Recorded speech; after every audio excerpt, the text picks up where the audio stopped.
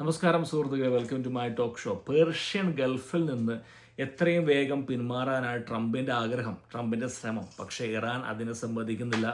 ഓരോ ദിവസവും നമ്മൾ കാണുന്നു പുതിയ സംഘർഷങ്ങൾ വരികയാണ്. എണ്ണ ടാങ്കർ ആക്രമിക്കുന്നു, ഒരു ഇന്ത്യൻ നാവികൻ ഇന്നലെ മരിച്ചിരിക്കുന്നു. ഗൾഫ് രാജ്യങ്ങൾക്കിടയിൽ ഭിന്നതകൾ, മിഡിൽ ഈസ്റ്റ് വീണ്ടും അസ്ഥിരതയിലേക്ക് പോവുകയാണ്. സൗദിയും UAE ഒരേ നിലപാടല്ല സ്വീകരിക്കുന്നത്. ഖത്തറും ഇറാനുമായി സംഭാഷണ വഴികൾ തുറക്കുമ്പോൾ UAE അമേരിക്കയും ഇസ്രായേലും കൂടുതൽ അടുക്കുകയാണ്. ഇറാന്റെ ലക്ഷ്യം എന്ന് ഒറ്റ ലക്ഷ്യം മാത്രമേ ഉള്ളൂ: ഗൾഫ് ദേശങ്ങളുടെ ഐക്യം തകർക്കുക. അതിൽ അവർ വിജയിച്ചുകൊണ്ടിരിക്കുന്നു. നമ്മൾ സംസാരിക്കാൻ പോകുന്ന ഈ വിഷയങ്ങളാണ്.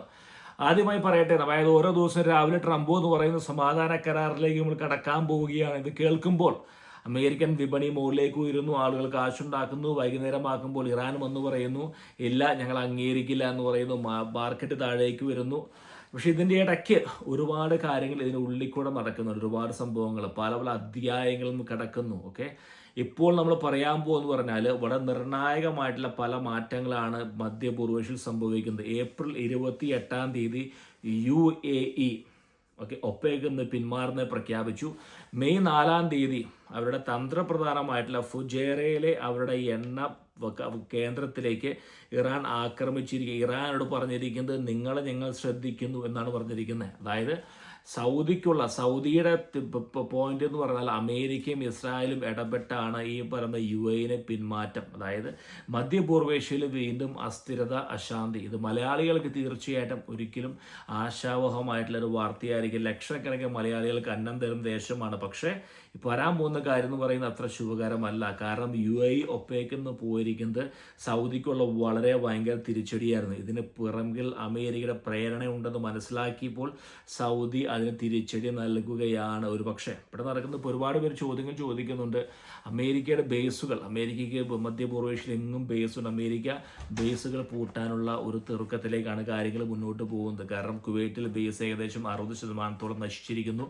അമേരിക്ക മധ്യപൂർവേഷ്യയിൽ നിന്ന് പിന്മാറും. കാരണം അമേരിക്കയുടെ ഒരു നടപടി എന്ന് വെച്ച് കഴിഞ്ഞാൽ ഈ ബേസുകൾ അവിടെ നിന്നുകൊണ്ട് വലിയ കാര്യമില്ല. കാരണം ഈ ബേസുകളുടെ ജിയോ കോർഡിനേറ്റ്സുകളും ബേസുകളുടെ തന്ത്രപ്രധാനമായിട്ടുള്ള വിമാന വിവരങ്ങളും പല രാജ്യങ്ങളും അവർക്ക് ചോർത്തി കൊടുക്കുകയാണ് ഇറാനുമായിട്ട്. അപ്പോൾ ശരിക്കും പറഞ്ഞാൽ ഈ മധ്യപൂർവേഷ്യ 3 തിരിഞ്ഞിരിക്കുകയാണ്. 3 രാജ്യങ്ങൾ. അതായത് ഒന്നാമത്തെ വിഭാഗം എന്ന് പറയുന്നത് ഈ യുദ്ധം ഞങ്ങളുടെ യുദ്ധമല്ല എന്ന് കരുതുന്ന രാജ്യങ്ങൾ ഖത്തർ, ഒമാൻ, സൗദി അറേബ്യ എന്നിവരാണ്. അതായത് ഇറാന്റെ ആക്രമണം നേരിട്ട് ഖത്തറിന്റെ തന്ത്രപ്രധാനമായിട്ടുള്ള എല്ലാ കേന്ദ്രങ്ങളിലും ആക്രമിച്ചിട്ട് പോലും ഞങ്ങൾ അവരുമായിട്ട് സന്ധി സംഭാഷണത്തിലേക്കാണ് പോകുന്നത് എന്ന് പറയുന്ന ഖത്തർ നേരിട്ട് ആക്രമിക്കാൻ തയ്യാറാകുന്നില്ല.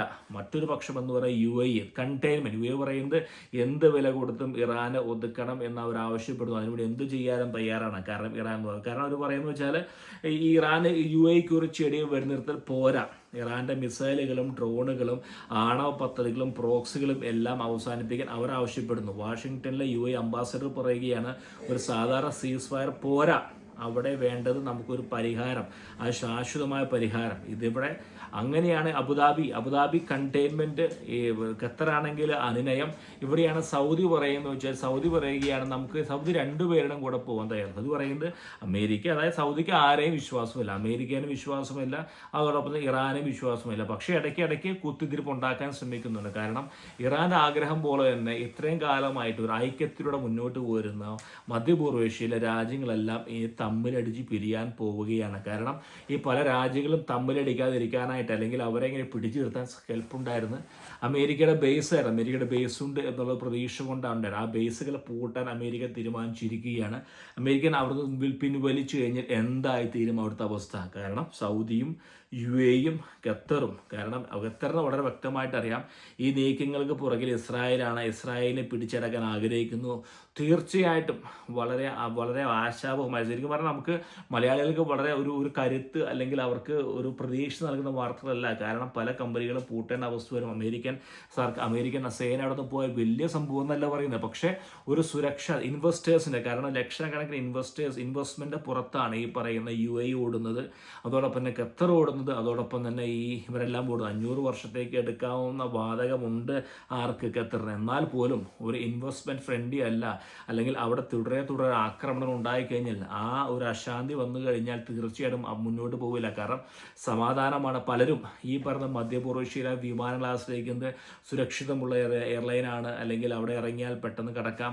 പക്ഷേ ഇന്ന് ആ ഒരു മാറ്റം വരികയാണ്, അസ്ഥിരത വരികയാണ്. ഈ 3 രാജ്യങ്ങളും തമ്മിൽ പരസ്പരം പോരടിക്കുകയാണ്. പണ്ടത്തെ 2017 കഥകളിലേക്ക് വീണ്ടും തിരിച്ചു പോവുകയാണ്. അപ്പോൾ അമേരിക്കയുടെ ബേസ് അവിടെ പൂട്ടി അമേരിക്കൻ പട്ടാളം പോകുമ്പോൾ തീർച്ചയായിട്ടും ഒരു സുരക്ഷ അല്ലെങ്കിൽ ആരുണ്ട് ഇനിയിപ്പോൾ മധ്യപൂർവേഷ്യ രക്ഷിക്കാൻ. കാരണം സ്വയം സൗദി ചെയ്യുന്നതുകൊണ്ട് സൗദി ആരേക്കോ പാകിസ്ഥാനെ പിടിച്ചുകൊണ്ട് അവർ സ്വയം സംരക്ഷിക്കാൻ ശ്രമിക്കുന്നു. പക്ഷേ അതിനൊക്കെ ഒരു പരിധിയുണ്ട്. വരും കാലഘട്ടങ്ങളിൽ ആശാവഹമായിരിക്കില്ല. കാരണം ഈ ഐക്യം ഇറാൻ തകർത്തിരിക്കുന്നു. അതായത് ഇറാൻ്റെ മെയിൻ ആഗ്രഹം എന്ന് പറയുന്നത് ഒരു പരിധി വരെ അതിൽ അവർ വിജയിച്ചിരിക്കുന്നു.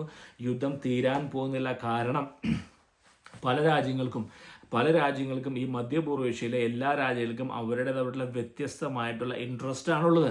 ആ ഇൻട്രസ്റ്റ് പൂർത്തിയാകുന്നവരെ UAEക്ക് അവസാനിപ്പിക്കണം, ഖത്തറിന് സന്ധി സംഭാഷണം വേണം, സൗദിക്കാണെങ്കിൽ അങ്ങോട്ടും വേണ്ട ഇങ്ങോട്ടും വേണ്ട. അതുകൊണ്ട് യുദ്ധം മുന്നോട്ട് പോവുക തന്നെ ചെയ്യും. മാനസികമായി നമ്മൾ തയ്യാറാവുക.